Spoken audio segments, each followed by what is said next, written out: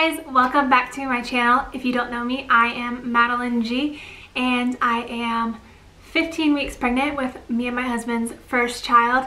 I am so glad that you are deciding to watch this video.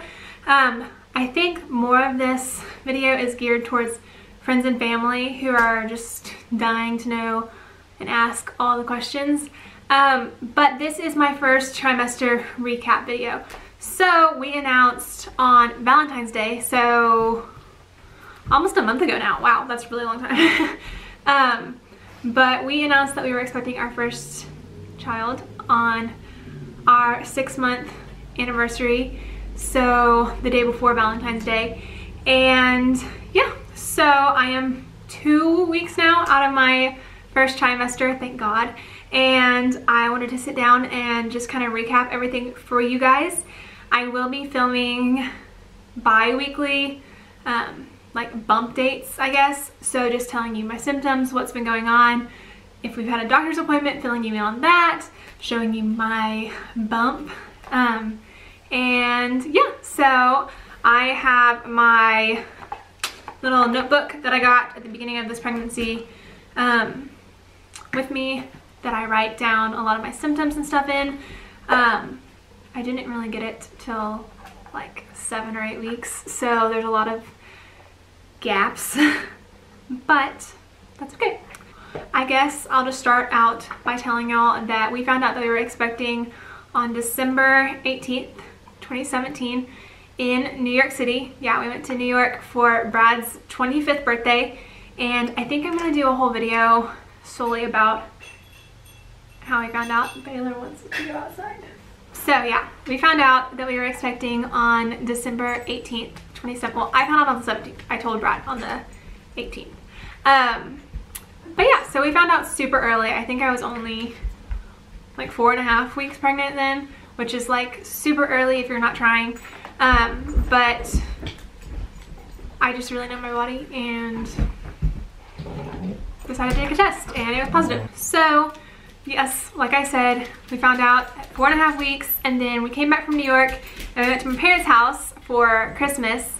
So we told my parents, then we went to my birth mom's house and to see my sister for Christmas, and we told them, and then we spent Christmas morning and Christmas Eve night at Brad's family's house, and we told them on Christmas Day. So that was really fun and really special. I will link the telling our parents video up in the little iCard, whatever it's called, and you can watch that. It's a really fun video and I really love it. But so yeah, week 5 we told everybody. Week 6, so January 2nd, I had been having some bleeding, some spotting, and it was like more than spotting, and it wasn't like a period though. So I called my old gynecologist, and I had an appointment already set up with her for a few weeks down the road, and I was like, listen, I'm having some bleeding. Like, I know this isn't normal, so to speak. I know that spotting's normal, but I don't think this is normal. So should I go ahead and come in? And she was not worried about it at all. Like, didn't care. So I asked my mother-in-law if she could give me the contact information for her OB office, because we live about 20-30 minutes apart. So I called them and they said, okay, you do need to go in, but we don't have any time for you to come in today, and this is more urgent, so go to the emergency room. I'm a fairly healthy person, and I've never been to the ER. So I went to the ER, and it was the worst experience ever. But they came back and they did ultrasounds, blood work, everything, yada yada yada. Said everything looks good with the baby. I just had a really bad UTI. And that was what was causing the bleeding. And I had no idea that that could happen. I had never had a UTI before, and so I didn't know I had one. But got put on antibiotics that were disgusting, and we're happy and healthy now. So that was the beginning of week 6. And around that time, I was like, man, I haven't had any morning sickness. Like, maybe I'm gonna be one of the lucky ones. No. Week 7 rolls around, and that hit me like a ton of bricks, and it was not fun. And I did nothing for like 3 whole weeks because thankfully I work from home. and I don't have to do things if I don't want to. And so yeah, week 7 came around, got hit by morning sickness and exhaustion at the same time. So if I wasn't like nauseated and throwing up, I was asleep because I couldn't keep myself awake. So around this time, whenever I kept throwing up, gross, I know, I got really dehydrated and I really didn't want to go to the ER again. So you'll see this again in my first trimester must-haves, surviving the first trimester video. But this water bottle saved my life. I have the Hydro Flask 32 ounce with the straw one. And I try to drink, oh, my legs. I try to drink like 3 of them a day. I was lucky if I could get 1 down a day just because it was so rough. So I started drinking a lot of Gatorade because that really seemed to help, and it just rehydrated me. Thank God I don't have to drink that anymore because it's so high in sugar, but whatever. So yeah, week 7 I got nausea and exhaustion. Week 8 we had our first appointment, and they came back and they were like, okay, so your UTI is gone and cleared, so that's great, but now you have a mass in your uterus. And I start freaking out because I'm like, I'm 21 years old, I've never been to an obstetrician, midwife person before, and now they're telling me that I have like a mass in my uterus and I'm gonna die from cancer. They didn't tell me I was gonna die from cancer, but anyways, they reassured me that it was probably just a polyp and that it would go away on its own. But they wanted to reschedule me for 12 weeks rather than 14 or 16, whatever one they were going to recommend usually. And they also said that our baby was measuring 6 whole days behind, so we might have to push back the due date week 9. So yeah, so week 8 was my first appointment, got all that bad news. Then week 9 came around and I started having a little less nausea, but not really. And I had a really, oh yeah, I remember this. This is terrible. Because I was so dehydrated all the time, I had a really, really dry, disgusting mouth, and I could not, like, I felt like I had cotton mouth all the time because, like, that's a disgusting sound, I'm sorry, but that's how I felt all the time, and it was terrible, and it was the worst. Around week 9, I started getting headaches again, and so that was like the one reason that I got off of birth control, was because I had migraines because of it. And not the one reason, but the main reason was because I had terrible migraines. And I started getting them again, which it just has to do with your hormone levels and everything like that, but that was no fun. And then hunger pains. So around week 9, like I said, I had a little bit less nausea, not really, but enough to where I was like, okay, I'm so hungry, but nothing sounds good and I don't feel like eating anything.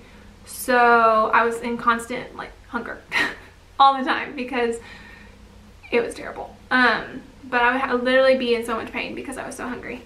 And then in week 10, I got genetic testing done because of all the complications that we've been having. But that's just a simple blood test on me, and they can determine the gender and any like chromosomal abnormalities, I guess is the right word for it. Week 11, I started having smell aversions. So literally, if I cooked anything in our house, I would smell it for like the next 3 days. And it was terrible. And I couldn't cook anything because either I would throw up while I was cooking because of the smell aversion, I didn't want to eat what I was cooking because it smelled terrible to me, or like I said, it would, like the smell would linger for 3 days and it was disgusting to me. But I also started getting more and more emotional and I had like 3 meltdowns that week. Like I would come home and I would just literally fall into a puddle on the floor and cry because I was so tired from just everything. Like my life is not that hard. I should not have been that emotional and drained, but I was. So I also started craving milk whenever I was 11 weeks, and I started getting vivid dreams, which still plague me, still are really annoying, and I'm ready for them to go away, but they probably won't. So didn't have any notes for week 12.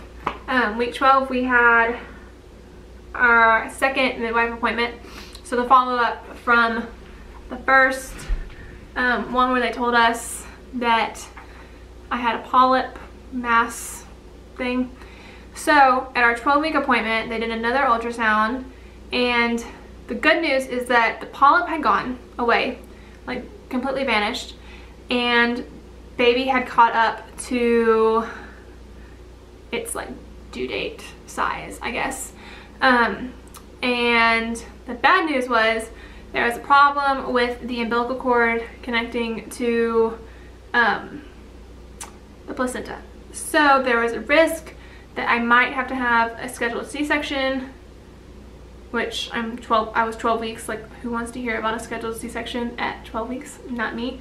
But the ultrasound tech and the midwife and the doctors talked about it and determined that I didn't have this one condition. I just had a different condition thing that's not like life-threatening to our baby or me, but it has to be more monitored than a typical pregnancy. So yeah, at week 12 I also found out that I had a bacterial and a yeast infection, which I had never had either of those before.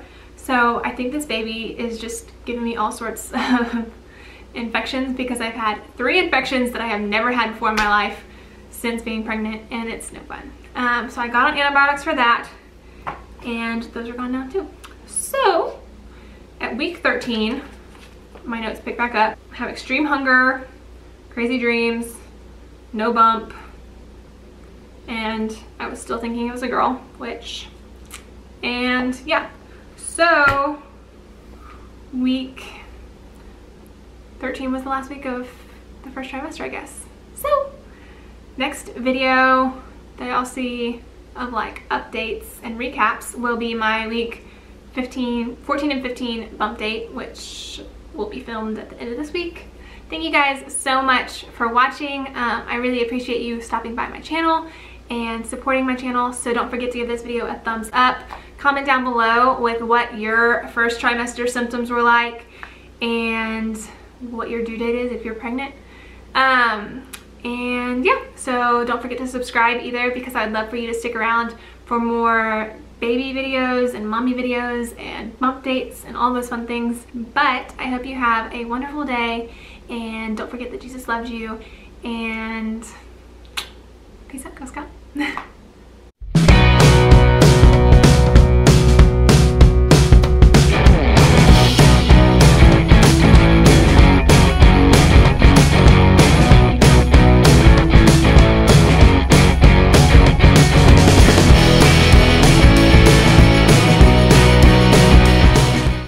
And yeah, I hope, how many times can I say, and yeah.